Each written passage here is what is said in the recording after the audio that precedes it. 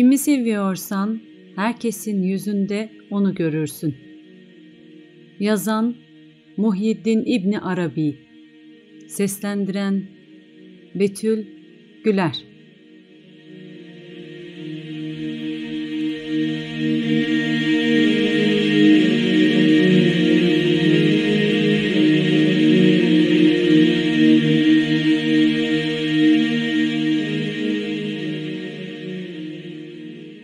Vahdet-i vücut öğretisi. Muhyiddin İbni Arabi, öğrenme ve öğretme sürecini aklın algısına dayandırmakla, dönemin birçok koşulsuz kabulünü tartışmaya açan, çoğu zaman ya kendisine inanan yenilikçi kitlelerle ya da bu eleştirilerin zamanın ilerisinde olduğunun ve değerli olduğunun ayırdına varmadan kendisini yargılayan, hatta çok ağır saldırılarda bulunan kitlelerle karşılaşmıştır. Öte yandan Arabi, klasik metafizik düşüncenin en önemli düşünürlerindendir. Öğretileri sadece kendi dönemiyle sınırlı kalmayıp, kendisinden sonra da her çağda tartışılmıştır. Muhyiddin İbni Arabi, vahdet-i vücut, varlık birliği kavramının en önemli sözcüsüdür.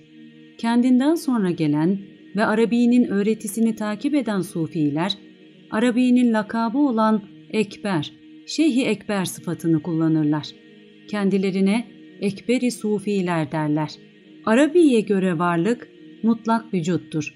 Göreceli olarak anıldığında varlık evrenin kendisi, ezeli olarak anılınca varlık Allah'ın kendisidir. Öz olarak anılırsa varlık kişidir ve kişiye özü yansımışsa varlık vücuttur. Ona göre kişi ve eylem aynı şeydir. Vahdet-i vücut, Arabi sonrasında da büyük önem kazanarak tartışılsa da öğretiyi İbni Arabi üzerinden izlemek yerinde olur. Tasavvufta vahdet-i vücut, yaradanla yaratılanın tek bir kaynaktan geldiğini ve bir olduklarını savunan felsefedir. Arabi'ye göre kendiliğinden var olan varlık birdir. Bu varlık Allah'ın varlığının kendisidir. Allah ezelidir, değişim, artma, azalma gibi hiçbir fiili yoktur. Allah asla değişikliğe uğramaksızın oluşmuştur. Tasavvuf bunu tezahür ve tecelli sözcükleriyle açıklar. Bu felsefede tüm evren ve içindeki her şeyin Allah'ın varlığıyla ayakta durduğu savunulur. Allah değişmez, ancak O'nun yarattığı evren ve içindeki her şey için değişim kaçınılmazdır. İçinde farklılıklar ve değişme barındıran tüm evren ve içindeki canlı ve cansız her unsur ancak O'nun varlığıyla ayakta durmaktadır. Vahdet-i vücut felsefesi, yaratılışın amacını gizli bir hazineydim, bilinmeyi istedim ifadesi üzerine kurgular ve tüm evrenin Allah'ın yansıması olduğunu, bu nedenle de yaradanla yaratılanın aynı kaynaktan oluştuğu şeklinde ifade eder.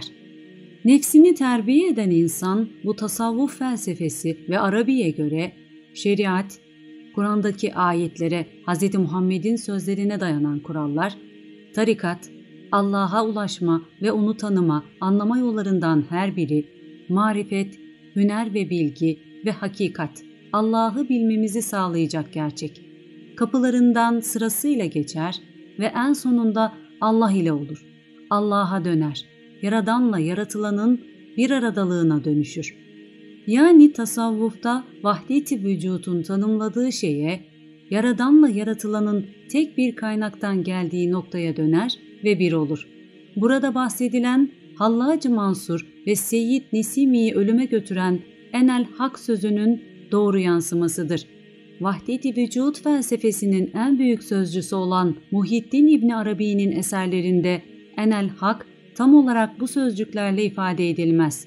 İfadeyi ilk kullanan İbni Arabi'nin öğrencisi olan Sadreddin Konevi'dir. Enel Hak ifadesiyle Allah dostları kendi dönemlerinde dinden çıkmakla, sapkınlıkla ve şirkle suçlanmışlar ve öldürülmüşlerdir. Bu nedenle öldürülen Hallacı Mansur ölüm anında şu sözleri söyler: "Ya Rabbi, canımı alan bu kullarını bağışla. Çünkü onlar senin bana gösterdiğin sırlarından haberdar değiller. Senin bana gösterdiklerini onlar göremezler, bilemezler. Bu inancın ilk ve en büyük İslam filozofu Muhyiddin İbni Arabi iken en büyük temsilcileri ise Hacı Bektaş Veli, Yunus Emre ve Niyazi Mısri gibi düşünürlerdir. Muhyiddin İbni Arabi'nin kendisinden doğrudan ders veya ikinci kuşak olarak ilham alan birçok sufi bu tasavvuf felsefesini Asya, Orta Doğu ve hatta Kuzey ve Güney Afrika'ya kadar yayarlar. Arabi, öğretilerinin akademik düzeyde ve sistematik bir şekilde araştırmaları ilk olarak Batı dünyasında başlamıştır. Sadece nefsine bak, nefsin hususunda dikkatli ol. Ona sakın uyma. Nefis hemen kibirlenir. Nefis, sufilerce insanın tamamı kendisidir. Böyle anlatılmasının sebebi ise insan hayatının tamamını ve insanın kendisini yöneten bir gücü olmasıdır. Yaşam devam ettikçe insan nefsiyle savaş halinde olmalıdır. Yenildiği her an insanlıktan uzaklaşır.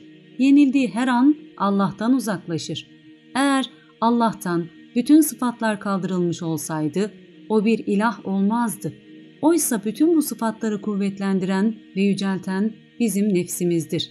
Bu anlamdadır ki o, bizim ona içten bağlılığımızla ilah olarak hak kıldığımızdır. Bu nedenle biz nefsimizi bilmediğimiz sürece hakkı da bilemeyiz.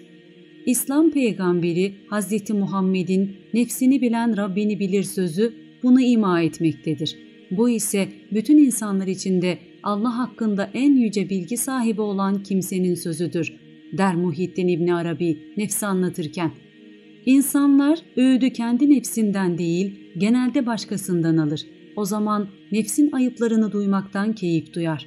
İşte bu nedenledir ki hitap ederken bir şahsı hedef almadan konuşulmalıdır. Söylediğinin etkisi böyle daha yüce olur. Ama bir öğüdü bir kişiye doğrudan söylersen, buna nefsin müdahale ettiği gibi dinleyenin nefsi de müdahale edecektir. Nefis hemen kibirlenir. Neredeyse hiç kimse eleştirilmek, öğüt dinlemek, yanlışı duymak istemez. Çocuklar bile. Oysa her insan hatalardan ve günahlardan geçmeden hakikate varamaz. Hakikat, günahla irtibatı kesilenin varabileceği bir mesafede değildir. Ancak insanların değişimi, yanlıştan doğruya, günahtan sevaba geçişi kolay değildir. İnsanlara neyi yapmaları gerektiğini söylemekse, gören göz için çok kolaydır. Ancak mesele söylemek değil, mesele söylenilenin anlaşılması, kabul görmesi ve iyiliğini istediğiniz için öğüt verdiğinizin hayatında sizden aldığı dersle iyilik kapılarının açılmasıdır. Bu nedenle öğüdü doğrudan verirsek, kibri nefsiyle ortaklık kuracaktır. Birisine öğüt vermek, akıl vermek, onun yanlışını söylemek senin de nefsini besler. Senin nefsin de kibirle ilişkisini kurar. Bu da karşındakine daha zalimce davranmana neden olabilir. İşte bu nedenle öğüt doğrudan karşıdakine verilmez. Öğüt, eleştiri, ders vereceksen genele anlatmak, bir hikayenin içinden kıssa çıkarmasını sağlamaktır doğru olan. Tersi kırgınlıktır, kırmaktır, üzmek, üzülmektir. İyi niyetle başlanan bir işte yarım kalmaktır. Nefis kendi ayıplarını görmez, başkalarının kusurlarını görür. Dolayısıyla senin bir tek hususla ilgili öğüdün, yalandan tutun nifaka kadar birçok günahı işlemesine yol açar. Söyle ey dostum, bugün öğüt veren birinin dostu var mıdır? Kusurları araştırma ve tahkike başladığımdan beri canlılar içinde bir dostum kalmadı. Allah hakkı için yalan söylemedim. Sadece gördüğümü dile getirdim. Ama söyledikçe insanları kırdım. İnsanlar kırıldı. Ama gazap gözü kötülükleri ortaya çıkarır. Sözünü ettiğin bu durum seni kendisi için sevenin makamıdır.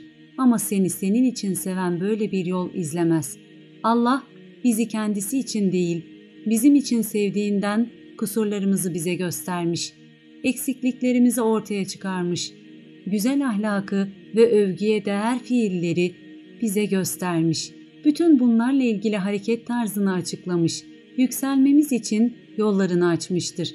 Biz kendimiz için ona icabet edince gerçek anlamda onu, onun için sevmeyi gerçekleştiremedik.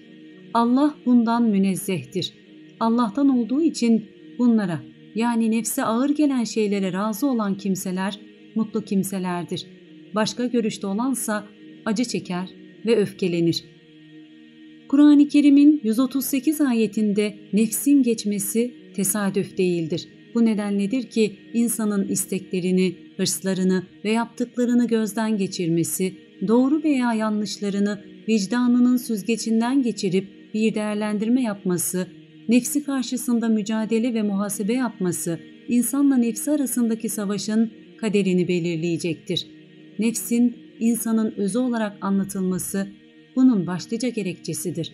Melek ruh için neyse şeytan da nefis için odur.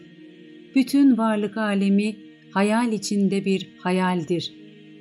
Rüya ve gerçek. Hayata başlarken büyüklerimizden ilk duyduğumuz şey ninnilerdir. Bunlarsa bir varmış bir yokmuş diye başlar. Tüm zamanların tecrübesi bu cümlenin içine sinmiş gibidir. Hayat gibi, zaman gibi, geride bıraktığımız her şey gibi. Hayat bir varmış bir yokmuş gibi. Bu bir var mıyız yok muyuz sorgulamasını yaratan başlangıçtır. Bizi çevreleyen ve bizim de kendisine gerçek gözüyle bakmaya alışkın olduğumuz gerçek denen mesele, hislerimiz yoluyla anladığımız ama nesnel olarak aslında hiç olmayan bir hayalden ibarettir. Duygularımız aracılığıyla evrende olup biteni, gücümüz yettiğince hayal etmekteyiz.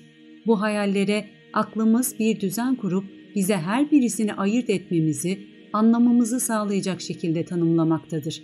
Aklın tanımladığı ve hayalde dönüşen bu nesneye artık gerçek der, bunun gerçek ve doğru olduğundan kuşku duymayız.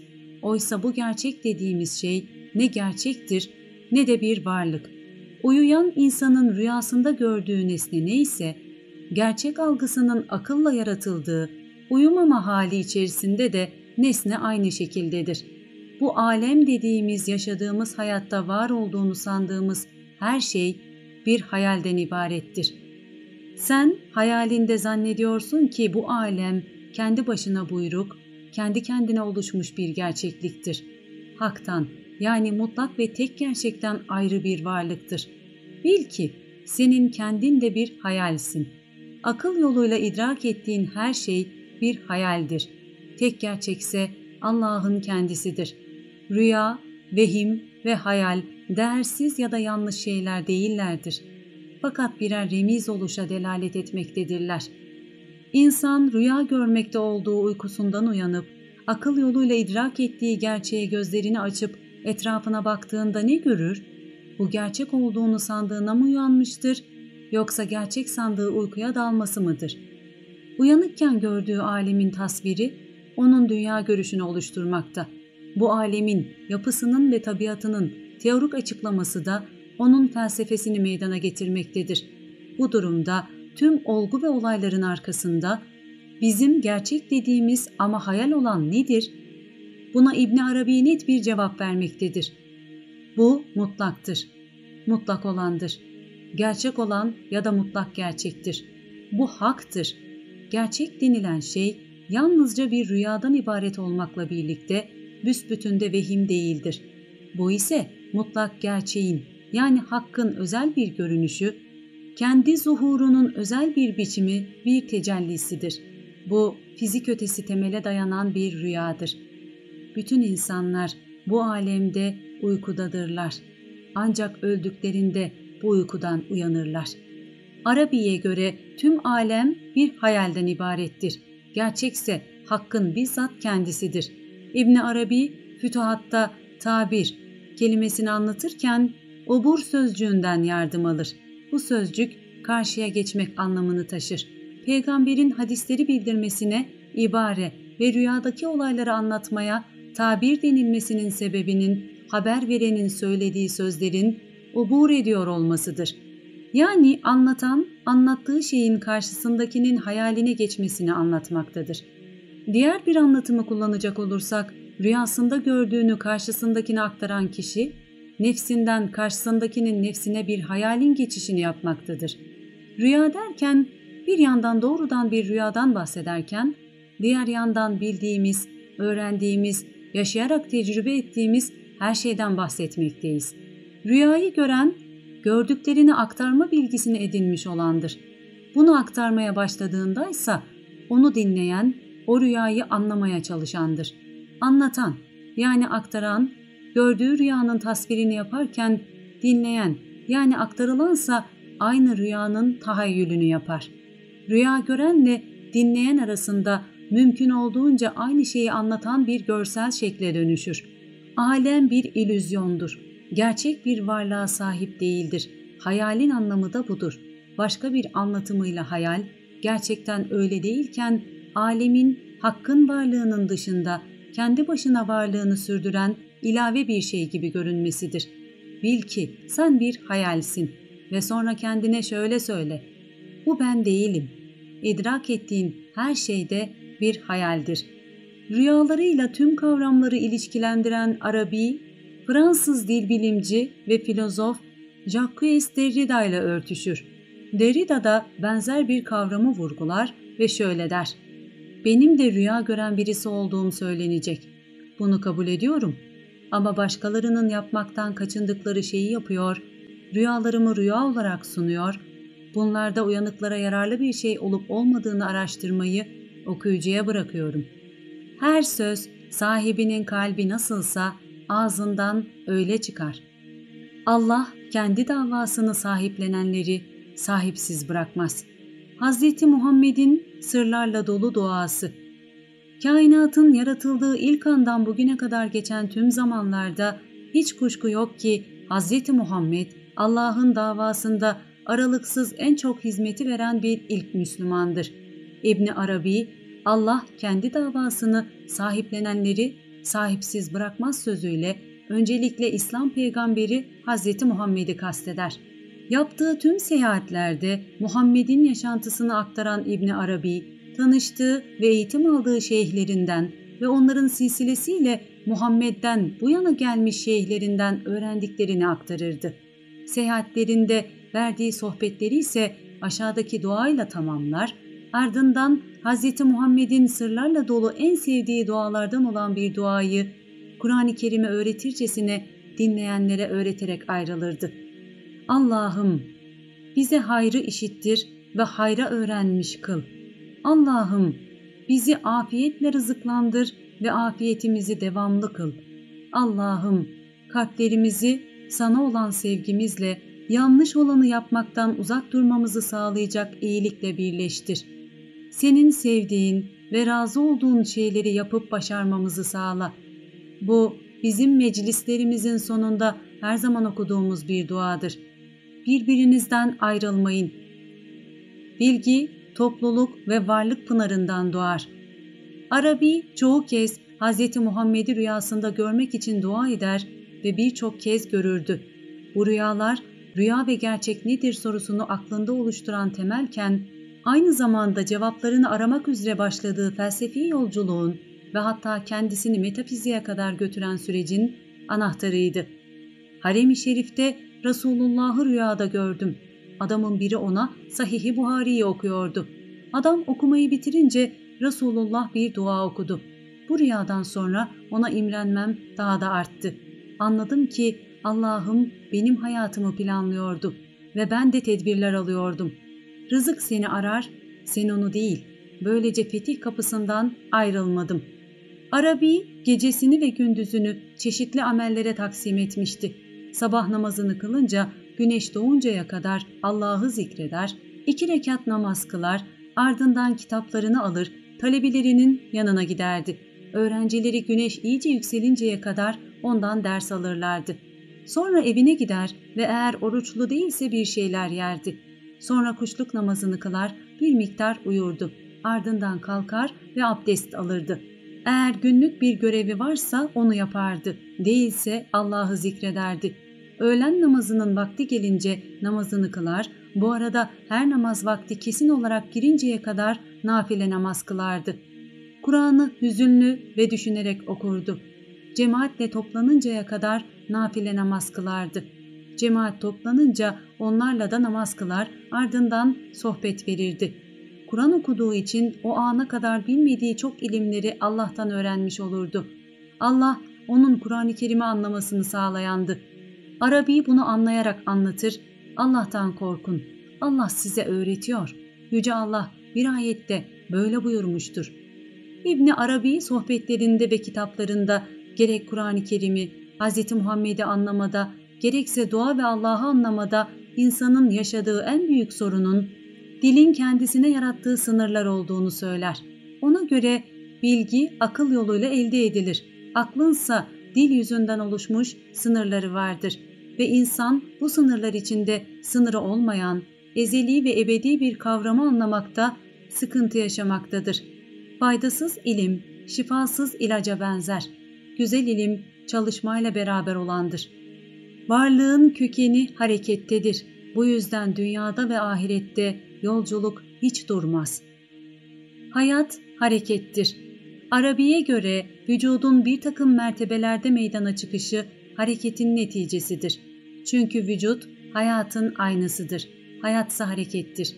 Hareket olan yerde de hareket ettiren vardır. Hayat bir sıfattır. Sıfat da sıfatlandırdığı şeyden ayrı olmadığından onun kendisi demektir. Kişi sıfatla, sıfat da isimle meydana çıkar. Bu meydana çıkışta isim sıfatın ve sıfat zatın dışı, zahiri olduğu gibi kişi de sıfatın, sıfat da ismin içi, batını olur. Aynı suretle şey, ismin dışı ve isim şeyin içi olur. Çünkü isimlenmiş olan müsemma şey, meydana çıktığı vakit isim o şeyde yok olur. Fususül Hikem'de Arabi aslında zor ifade edilen ve yine dil sınırları kadar anlayabildiğimiz bu kavramı açıklar. Hiçbir şey hiçbir şeye nüfuz etmedi ancak o şeyle perdelenmiş olarak birleşti. Şu hale göre nüfuz ve sirayet eden şey iç, batın ve bu sirayete mahal olan şey de dıştır, zahir. Eğer hak meydana çıkacak olursa halk onunla perdelenir. Şayet halk meydana çıkacak olursa hak ile örtünür ve onda iç olur. Bu suretle hak, halkın kulağı, gözü, eli, ayağı ve bütün kuvvetleri durumuna girer. Bahsedilen bu dış ve iç kavramları arasında sıfat, kişinin görünüş aşaması bir meydana çıkma, tecelli ve zuhur anlamı taşır. Kısaca varlık, vücut birdir. Evren, alem onun ortaya çıkmasıdır. Bu meydana çıkma bir takım belli olma dereceleri ve iniş aşamasından geçer. Yani yaratılış bir meydana çıkıştır ve iniş aşamaları da sıfatlarda düşünce yetisi olan taleplerden başka bir şey değildir. Burada da açıkça dilin sınırlarıyla sınırlandırıldığımızı anlamak mümkündür. Tüm olanları en açık şekliyle anlamamız ne kadar mümkün değilse, dilin sınırlarını düşününce de anlatılanı anlamak bir o kadar zordur. Bilmediklerini bilenden öğren, bildiklerini de bilmeyenlere öğret.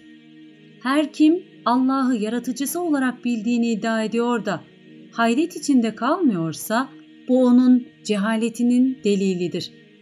Yaratılış teorisi. Peygamberi olup kendisine kitap indirilen tüm dinlerde anlatılan ortak konulardan birisi kuşkusuz ki yaratılışımızdır. Bir yandan kuşkulu bir geçmiş araştırması, bir yandan bilemediğimiz bir başlangıç noktasıyla ilgili olarak hemen her insanın aklından "Biz nasıl yaratıldık?" sorusu geçmekte. Yaratılış İbni Arabi'nin varlık bilgisinde anahtar konulardan birisidir. Arabi'ye göre Allah, ol, kun emriyle yarattığı evrende kendisini ortaya çıkarmıştır. Madem ki Allah kendisini tecelli eder, o zaman yaratılışın bir anlamı da Allah'ın kendi yansımasına bakmasıdır. Yaratılışla ilgili olarak İbni Arabi 3 kavrama önem verir. Yaratılışın temeli haktır.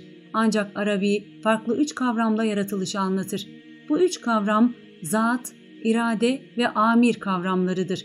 Yaratılışı zat kavramıyla anlatmasının nedeni olarak Arabi, Allah'ın yaratılışla kendisini açığa çıkarmasını örnek verir.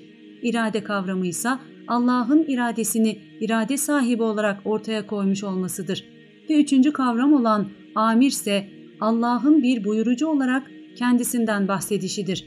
Ona göre tüm yaratılış süreci bu 3 kavramın temsilidir. Arabi bu kavramları ortaya atarken mutlak bir yokluğun içinden varlığın çıkmasını anlatır. Allah seni muvaffak etsin. Bilesin ki yaratılış işi ferdiyet temeli, yani Allah'ın tek olma sıfatı üzerine inşa edilmiştir. Ama bu tekliğin üçlü bir yapısı vardır. Buna göre yaratılışla ilgili olarak en küçük sayı 3'tür. Çünkü eğer 1'i bütün sayıların temeli olması nedeniyle saymazsak, 3 tek sayıların ilkidir. Yaratılış sürecinde yaratılacak olan her neyse Arabi onun da bir kuvvet olduğunu ortaya koyar. Bu dikkat çekici ve kendisinden önce üzerinde düşünülmemiş bir konudur. Bir şey zannedildiği kadar pasif, yani mekanik ya da kuvvetsiz bir biçimde yaratılmamakta, Arabi'ye göre tam tersine kendi yaratılışına olumlu bir şekilde katılmakta destek vermektedir. Allah bir şeye varlık vermeye karar verdiğinde ona yalnızca ol der. Olacak olan şey de bu emrin cevabı olarak olur, yani varlığa bürünür. Bu süreçte o şeyin tekevvünü, yani varlığa bürünmesi, Allah'ın bir fiili değil, onun emrini yerine getiren bizzat o şeyin bir fiilidir. Tekevvün, yani varlığa bürünme, diğer bir deyişle varlığa bürünecek şeyin Allah'ın emrine uyması, o şeyin bizzat kendisine aittir. Çünkü İbn Arabi'nin de dediği gibi varlığa bürünme eylemi o şeyin kuvvetindedir. Bu da bize Arabi'nin önemli saptamasını ortaya çıkarır. Yani gizli bir biçimde o şeyde kendiliğinden bir kuvvet bulunmaktadır. Üstelik ol emrinden bile önce. İbn Arabi'nin ortaya attığı ve büyük olaylarla başının dertten kurtulmadığı yaratılış teorisi budur. İbn Arabi bu teoride varlığa bürünme sürecinin Allah'a değil, yaratılan şeye atfedilmesi gerektiğini kuvvetle vurgulamaktadır. Böyle bir iddianın Allah'ı aciz olarak gösterdiği gerekçesiyle Arabi büyük bir tepki alır. Oysa tekrar ve dikkatle okununca İbn Arabi'nin bu yaklaşımı Allah'ı aşağılayıcı bir ifade olmamakla birlikte yaratılanın kendi olma gücünü de yaratandan, yani Allah'tan alması, büyük bir gücü daha Allah'a atfetmiş olması anlamını taşımaktadır. Yaratılış ferdiyet temeli, Hakk'ın tek olma vasfı üzerine bina edilmiştir. Sayı ilahi bir sırdır. Bu sırra sahip olup onunla hareket edene sayının sırları, ruhları ve menzilleri açılır. Sayıların sırları. Tarihin ilk dönemlerinden bu yana sayı, insanlık için birçok anlamda önemlidir. Yaratıcıyla yaratılmış evren arasında bir ölçü aracı olarak da önem kazanmıştır. Her dönemde ve her inanışta sayıya sıradan olmanın dışında bir değer verilmiştir. İbn Arabi de vahdet anlayışı doğrultusunda sayıyı birincil kaynağına indirger. Ona göre varlığın oluşumu üçlü esas üzerine teşkil edildiğinden temel olarak 1, 2, 3 sayıları üzerinde durur ve bu sayıların varoluştaki ilahi sıralanışını ve kökenini inceler. Arabi, sayılarla varoluş arasında kendine özel ve özgün bağlantılar kurar. Elbette bu tür incelemelerin ilkini yapan Arabi değildir. Her medeniyet sayılarla ilgili kendilerine ait bilgilere ve işaretlere sahiptir. Firavunların papirüs dökümlerinden Çinlilerin abaküsüne, Hititlerin hiyeroglifinden İnkaların renk düğümlerine, Romalılara, Osmanlı'ya ya da Fenikelilere kadar her medeniyetin sayılara ilgisi ve araştırması olmuştur. Birçok köken gibi bunların da kökenleri eski Yunan'a ve İbranilere dayanır. Örneğin İsa'dan önce 500 yılında ölen düşünür Fiyagoros sayıların ilahi güçle bağlantısını anlatır. Sayılar ilmi ve kökeninde birin bulunduğu ilim, tevhid, tek tanrıcılık ilmidir. Sayıların özelliklerine, sınıflandırılmasına ve düzenine ilişkin ilim, yüce yaratıcı tarafından yaratılan varlıkların ve onun sanatının, düzeninin ve sınıflandırılmasının ilmidir. Sayı ilmi nefsin merkezine yerleştirilmiştir. Açıklığa kavuşmadan ve hiç kanıtsız bilinmeden önce pek az tefekkür ve hafızaya ihtiyaç duyulur. Pitagoras bir sayısının açılımından başlar. Ona göre evrendeki tüm oluşumun temelinde bir sayısının açılımı kabul edildiğinden harfler, sayılar, sesler, şekiller, kısaca bütün varlık formları arasında çokluğa rağmen tek olma üzerinden bir ilişki olduğunu iddia eder. Buna göre sayılar hakkında bilinen anlatımlar doğrultusunda birçok mistik gelenekte sayılarla ilgili bazı temel fikirler benimsenmiştir. Bunlar çok temel kanaatler olarak karşımıza çıkar. Sayılar düzene soktukları şeylerin doğasını belirler. Bu sayede sayı, yaratıcıyla yaratılmış arasında aracı olur. Bir de sayılar üzerindeki değişiklik, sayılarla bağlantılı şeyleri de mutlaka etkiler. Sayılar her dönemde olduğu gibi İslam'ın hüküm sürmeye başladığı dönemlerde de gizemini sürdürmüştür. Büyülerde, kehanetlerde dahi kullanılmıştır. Oysa bilindiği gibi büyü ve kehanet İslam'da yasaktır. Ancak sayıların gizemi her zaman vardır. Örneğin İslami gelenekte Allah tektir. Tek sayı önemlidir. Hac görevi yerine getirilirken Safa ile Merve tepeleri arasında say vazifesinin 7 kez olması, namaz esnasında rükû ve secdedeki zikirlerin tek sayılar olan 3, 5 veya 7 kez tekrar edilmesi, namaz sonrası 33'er kez tesbih çekilmesi, her bir tavafın 7 şafttan oluşması, yaratılışın temelinde dünyadaki kıta sayısının, yeraltı ve gökyüzü katmanlarının sayısının, haftadaki gün sayısının 7 tek sayısı oluşu, Allah'ın 99 isminin oluşu ve benzeri birçok örnek tek sayıların gizemini güçlendiricidir. Hürmetler karşılıklıdır. Sabırla öfkesini yutanın kalbine emniyet ve imanın dolacağını unutma. Sır. İbn Arabi ne zaman Allah'la olan mistik birlikten konuşsa, zaten var olan bir birliğin farkına varıldığı bir makamı kastetmektedir. Mistik yani arif Allah haline dönüşmüyor. Çünkü İbn Arabi'nin düşüncesine göre dönüşmek yoktur. Her şeyin Allah'la bir olması vardır. Yaradanın bir sırrı var ve o sır sensin. İbn Arabi'nin anlattığı ve anlatmadığı sırlar vardır. Kimsenin bilmediğini söylediği, Allah'ın gizli planları dediği kader sırrı gibi. Arabi'nin sırrul esrar yani sırların sırrı olarak ifade ettiği en önemli sır kendisine göre çok yüce bir sırdır. Gözlerimizin önünde duran ama hiçbirimizin tahmin etmediği bir sır. Bu kulluk sunulan, ilah edinilen her şeyi kapsayan bir hitaptır. Her ibadet eden kişi inandığı Allah'a ibadet eder. Bu inanma nedeni Allah olarak ibadet ettiği her neyse onu Allah olarak kabul etmesidir. Dolayısıyla Allah puta tapanlar da dahil olmak üzere tüm şirkin sırrıdır.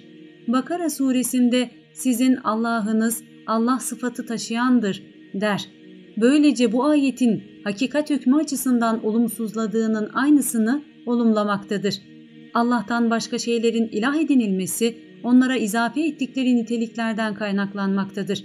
Yani onları bir heykel şeklinde hazırlamış, sonra onlara bir takım isimler vermiş ve putlaştırarak Tanrı olarak seçip kimi ihtiyaçlarını onlardan talep etmişlerdir. Burayı iyi anlayın çünkü bu dikkat çekici bir sırdır. Ona göre Allah şirkin sırrıdır. Profan yani dinle alakası olmayan nesneler bile bu sırrın kapsadığı alan içinde kalır. Böyle bir sır sadece dikkat çekici değildir. Aynı zamanda yüce bir gücü taşımaktadır.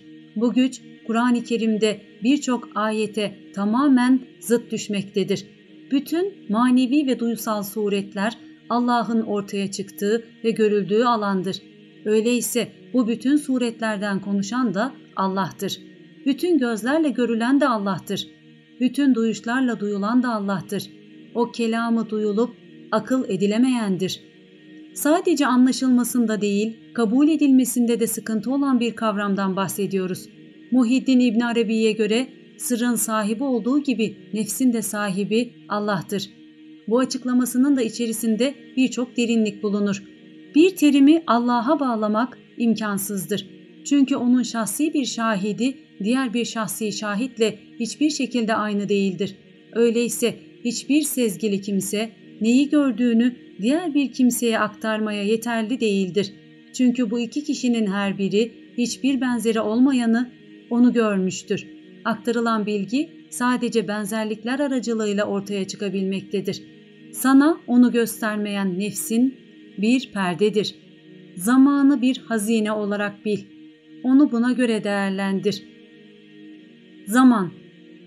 Kritik teori çevrelerinde Edgar Allan Poe'nun yazdıkları içerisinde çok dikkat çekmiş bir hikayesi vardır. Çalınan mektup. Önemli bir mektup başarılı bir şekilde kusursuz, fakat hayal gücü kıt olan bir polisten saklanmıştır. Polis daireyi 3 kez aradığı halde onu bulamamıştır. Çünkü hırsız mektubu masanın üzerinde herkesin görebileceği şekilde açık bırakarak saklamaya karar vermiştir. Onu gizli bir çekmecede gizlemektense hiç kimsenin onun olduğunu tahmin edemeyeceği şekilde görünür halde bırakmıştır. Mektup bu açıklığı sayesinde kendini gizler. Poe'nun hikayesinde gizlinin açığa çıkarılması gözden kaçan şeydir ve kimse bunun farkına varmamıştır. Bu hikaye ilk olarak zaman kavramını çağrıştırır. Geçip gitmiş olmasa geçmiş zaman olmayacak. Bir şey gelecek olmasa gelecek zaman da olmayacak. Peki nasıl oluyor da geçmiş ve gelecek var olabiliyor? Geçmiş artık yok. Gelecekse henüz gelmedi. Şimdiki zaman sürekli varsa bu sonsuzluk olmaz mı? Diye sorgular Aziz Agustinus da pasajında. Çünkü bazen hakikaten kelimeler yetmez. Poe'nun gözlerimizin önüne serdiği gizli mektup gibidir zaman.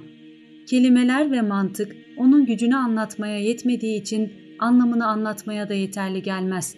Bu nedenle yardıma başka şeyler çağırmak gerekir.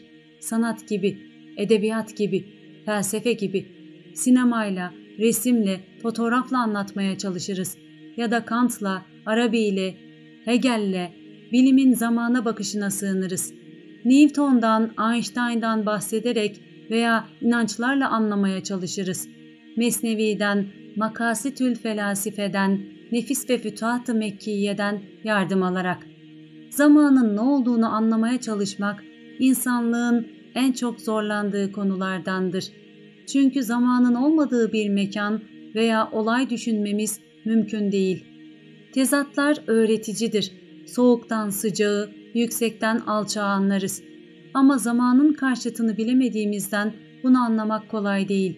Kimse sormaz ve öğrenmek istemezse herkes kendince ne olduğunu bilir. Ama biri sorarsa ve onu anlatmak istersek işte o zordur. Ne olduğunu biliriz ama anlatmamız kolay değildir.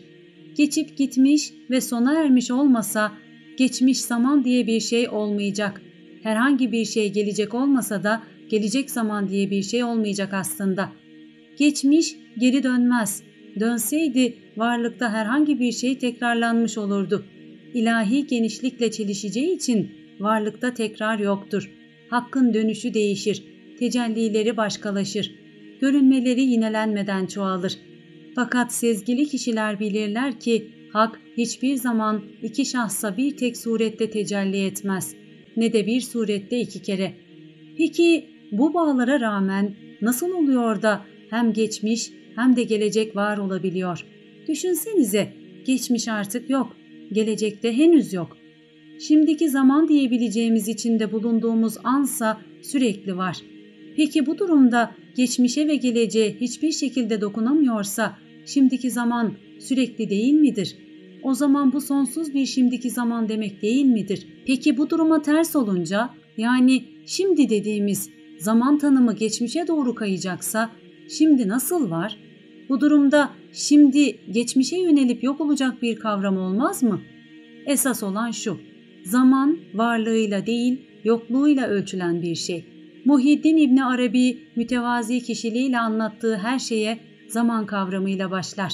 Nefsimin isteklerini köreltme mücadelelerim sonunda ortaya çıkan ilimler ve ortaya çıkardığım eserler hepsi Hz. Muhammed'le olan fiillerimizin neticesindedir. Yani Hz. Muhammed'le yaşadığımız o manevi hayat tecrübesi sonucunda ortaya çıkmıştır. Maddi hayata tapanlar deniz suyu içenlere benzerler. İçtikçe susuzlukları artar. O bir şeyin dışında kalsaydı o şey olmazdı. O bir şeyin içinde de olsaydı o şey olmazdı. Metafizik. Felsefenin bir dalı olarak metafizik, ilk felsefeciler tarafından fizik bilimlerinin ötesinde kalan, anlamında üretilmiş bir kavramdır. İnceleme alanı ise varlık, varoluş, evren, tanrı ve benzeri kavramlardır. Metafiziği tanımlamaktaki zorluk bu alanın değişim göstermesidir. Metafiziğin konusu olmayan konular metafizik içine dahil edilerek asırlarca metafiziğin içinde olan din felsefesi, akıl felsefesi, algı felsefesi, dil felsefesi ve bilim felsefesi gibi konular kendi alt başlıkları altında incelenmeye başlanmıştır. Bu felsefeyi kullanan önemli isimlerden birisi Arabi'dir. Hatta ilklerden olduğu bilinmektedir. İbn Arabi ile metafiziği anlar ve anlatırken çağına baktığımızda bunun ilk anlatış olduğunu da anlarız. Çünkü kendisinin de dediği gibi birçok şeyi ilk bilen değildir ama ilk söyleyen ve yazandır. Kendisinden önce İbn Rüşd, İmam-ı Gazali veya Farabi gibi isimlerin merkeze aldıkları konu metafizik olmamıştır. Vahiy meselesiyle ilgili odaklandıkları vahiy yolu ile edinilenlerdir. Örneğin Gazali aksine vahiy ile metafizik arasındaki ilişkiyle ilgili sorundan metafizikle ilişkili bir sonuç çıkamayacağına kanaat getirmişti. Oysa Arabi, vahiy kavramının kendisiyle de ilgilenir. Hatta bunu çalışmalarında merkeze alır. Üstelik Arabi 560 bölümden oluşan devasa eseri Fütuhat-ı Mekkiye'ye o eşyayı yokluktan ve yokluğun yokluğundan var etmiştir cümlesiyle başlar. Arabi'nin genel olarak çalışmalarına yansıyan düşünce yapısında vahdeti vücut geleneğini hatırlarsak bu giriş cümlesinin önemini daha iyi kavrarız. Yokluktan ve yokluğun yokluğundan ifadeleri Arabi'nin aykırı düşüncelere olan tutkusunun bir sonucudur. İbn Arabi, "Ey Rabbim, sana dair hayretimi artır" hadisi üzerinde çalışırken kendini aşması için bir talepte bulunmaktadır. Allah'ı kendi benliği içindeki sınırlarla sınırlamaktan çekinir. Çünkü bu sınırlandırma o büyük derinliğe sığ kalmaktır. Bütün talebi aslında kendi kendini aşmaya ve Allah'a karşı araştırmada daha derin olmaya yöneliktir. Şaşkınlık diye ifade ettiği şey ise aslında metafizikle iç içe olmakla ondan kaçmak arasındadır. İnanan insanların akıllarında oluşmuş farklı Allah inançları, Allah'ı çeşitli şekillerde anlamlandırmaları ve sayısız suretlere inanmaları Arabi'ye göre Allah'ın nihai düşünülmezliğine delildir. Onları bırakırsan kullarını saptırırlar, onları kendi hallerine bırakır ve terk edersen kullarını şaşkınlığa düşürür ve onları kulluktan kendilerinde bulunan Rablık sırlarına çıkartırlar. Böylece onlar kendi hallerinde kulken kendilerine Rab diye bakarlar. İbn Arabi Fütuhat'ta akıl kelimesinin ikal kelimesiyle aynı kökten geldiğine vurgu yapar ve kendinden öncekilerle kendi dönemindeki tüm düşünürleri eleştirir. Bu eleştirinin kaynağı da düşüncesindeki akıl kelimesinin düşünürlerce değerlendirme şeklidir. Arabi'nin temel eleştirisi herhangi bir sınır veya sıfatı sıfatsız olmayan ilahi genişliğin bu düşünürler tarafından oldukça dar anlamda algılanması ve anlatılmasıdır. Arabi'ye göre bu bir sınırlandırmadır. Arabi her bir grubun Allah hakkında başka bir şeye inandığını savunmuştur. Perde açıldığı zaman her şey olduğu gibi açığa çıkar. Allah senin aynan ve sen onun aynasısın. İbn Arabi'ye yönelik eleştiriler. Muhyiddin İbn Arabi sadece yaşadığı kendi döneminde değil, kendinden sonraki dönemlerin tümünde, hatta günümüzde de kimi çevrelerce hala eleştirilen bir İslam filozofudur. Tüm eleştirenlere rağmen özellikle bilim çevrelerince İslam'a getirdiği farklı anlatımlar nedeniyle büyük bir hayranlıkla incelenmektedir. Günümüzde Arabi'yi eleştirenlerden çok daha fazla sayıda onu öven bulmak mümkündür. Her dönemde anılan ve kendisinin ölümünden çok sonra bile anılacağını yaşadığı dönemde bilen ve söyleyen Muhyiddin İbn Arabi, en sarsıcı tartışmaların kaynağı olmuştur. Bu nedenle çok ağır eleştirilerle de karşılaşmıştır. Arabi'nin öğretisini benimseyip kendisine Şeyh-i Ekber yani en büyük şeyh lakabını verenler olmasına rağmen ona karşı çıkanlar tarafından Şeyh-i Ekber yani en kafir şeyh diye de lakap takılmıştır.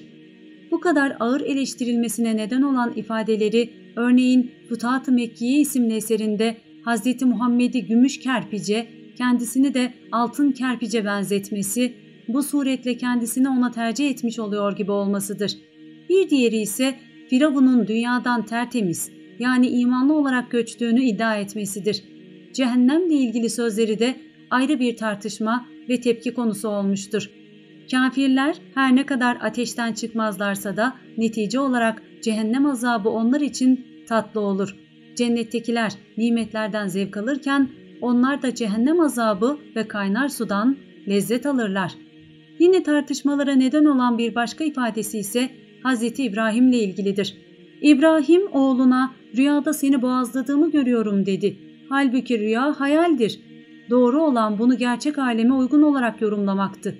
Koç İbrahim'in oğlu suretinde gözüktü. Kendisi bunu bir koçu boğazlamakla tabir etmeliydi. Halbuki bu rüyayı sadece görünüşe göre yorumladı. İslam'ın bugün bile eleştiriyle ilişkisine bakıldığında Arabi'nin yıllarında bu şekilde eleştirenlerin oluşunu meşru kabul etmesek de anlamamız mümkündür.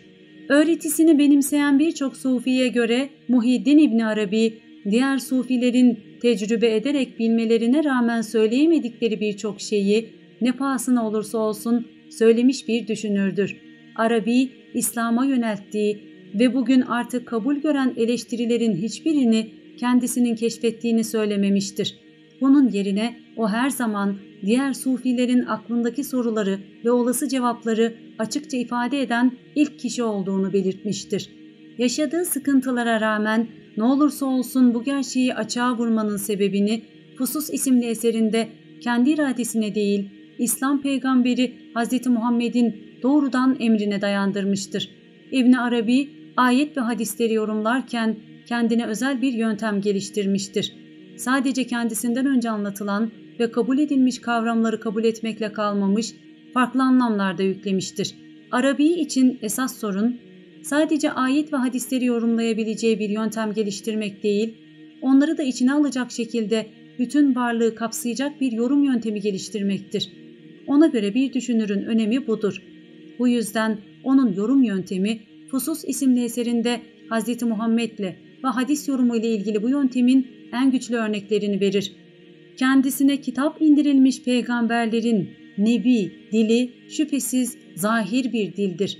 Genel konuşmalarında ve anlatılarında dinleyen veya okuyanların anlayışına dayandıkları için bu dille konuşurlar. Bu yüzden peygamberler anlayış sahiplerinin mertebesini bildikleri için ancak genele yönelik konuşurlar. Hz. Muhammed şöyle der: "Ben bir insana mal veririm, başkasını ise ondan daha çok severim ve Allah'ın onu ateşe atmasından korkarım." Hz. Muhammed, tamahkarlığın ve doğasının kendisine baskın geldiği zayıf akıllı ve düşünceliği dikkate almıştır. Aynı şekilde peygamberlerin getirdiği bütün ilimler üzerinde en düşük algı elbisesi bulunur. Bunun amacı derinliğe sahip olmayan kimsenin de o elbisenin sınırlarında durup bu elbisenin en güzel olduğunu söylemesi ve onu derecenin sonu diye görmesini sağlamaktır. Hikmetlerin incilerini araştıran ince anlayış sahibi ise kendi seviyesinin gereği bu elbise hükümdardandır der. O elbisenin değerine, türüne bakar ve giydirdiği kimsenin değerini buradan anlar. Bu konulara aşina olmayan bir insanın öğrenemeyeceği bilgileri elde eder. Nebiler, Resuller ve varisleri alemde ve ümmetleri içerisinde bu seviyede insanlar olduğunu bildikleri için ibarede seçkinlerin ve sıradan insanların ortak olduğu zahir dilini esas almışlardır. Seçkin o dilden sıradan insanın aldığının yanı sıra seçkin olmasını gerektirecek şekilde daha fazlasını alır ve bu sayede avamdan ayrışır. Bir bakıma Arabi, İslam'ın da emrettiği gibi dürüstlüğü ve açık sözlülüğüyle İslam'ın kendisini değil, İslam'ın anlaşıldığı şekliyle anlaşılmasını sağlayanları hedef alarak daha doğru anlaşılmasına vesile olmuştur. Kaldı ki İbn Arabi'nin eleştiriye neden olan birçok cümlesi ve yorumu hala tartışılırken birçok inanan tarafından da kabul görmekte, doğru bir yaklaşım olarak itibar edilmektedir. Gerçeği saklamak, küfre sapmaktır. Nasıl olur da duymaz bana ihtiyaç? İzin veren, mutlu eden, ben bana muhtaç. İşte bundandır hak benim mucidim. Bileyim ki ben de onu icat edeyim.